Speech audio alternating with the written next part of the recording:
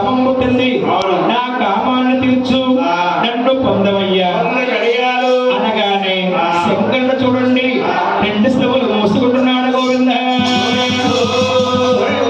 ఏమి కడిగి పెంచిన కన్నా తల్లి నన్ను కాము తీర్చమంటుందా?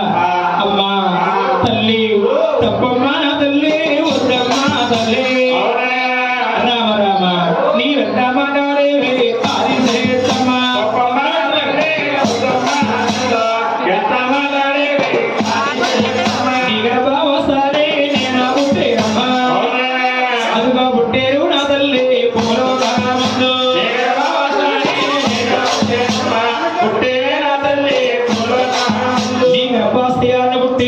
నిన్ను పొందడానికి అరుణ్ణి కాదమ్మా ఇలా రా. బ్రహ్మలోకము వెళ్ళాను, బ్రహ్మదేవుడు ఇదే విధంగా సమాధానం ఇచ్చాడు, వాడిని ఎంత మార్చాను. ఇలా రా. వైకుంఠపట్నం వెళ్ళాను, మహావిష్ణువు కూడా ఇదే విధంగా సమాధానం ఇచ్చాడు, వాడిని ఎంత మార్చాను. ఇంటావా నా మాటను విను, మార్చేస్తాను అనగానే శంకరుడు చూడండి చిన్నవాడు, తెలివైన వాడు, దూరదృష్టి ఆలోచించాడు. ఏమి మహాతల్లి కామములో మునిగిపోయింది, ఇటువంటి స్త్రీని ఏదో విధముగా లొంగిపోయేలా మార్చుకోవాలి అనుకున్నాడు శంకరుడు. అమ్మా ఏమి ఏమి ఏమి నేను తీరుస్తాను, నాకు ఒక సందేశము. శంకర నీ సందేశం ఏమిటి?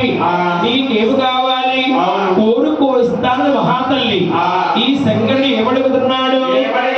శ్రీ స్థూలము, శంఖము, కత్తి, కమండలము, విభూది, మూడు కనేత్రము నాకు ఇస్తాను అంటే నిన్ను పొందుతాను అనగానే మహాతల్లి కామములో మునిగిపోయి శంకరుడు ఏమడుగుతున్నాడు?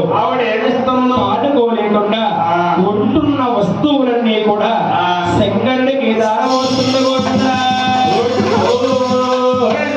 శంకర నీ కోరిక తీర్చాను, నా కోరిక నువ్వు తీర్చవయ్యా, నన్ను పొందవయ్యా. అమ్మా నీ కోరిక తీర్చాలంటే, నిన్ను పొందాలంటే, నిన్ను చూస్తుంటే నాకు భయం పుడుతుందమ్మా. శంకర నన్ను చూస్తే నీకు భయం పుడుతుందా? ఏమి కారణము?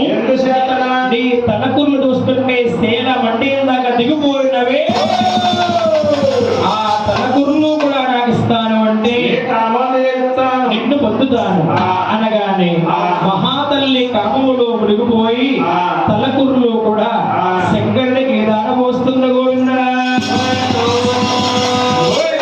శంకరుడు తలకుర్లు అద్దుకుని ఆడిసిగా వేసుకుంటున్నాడు. గోవింద మహాతల్లి కామములో మునిగిపోయి ఉంటున్న వస్తువులన్నీ కూడా శంకరుడికి దారపోసింది.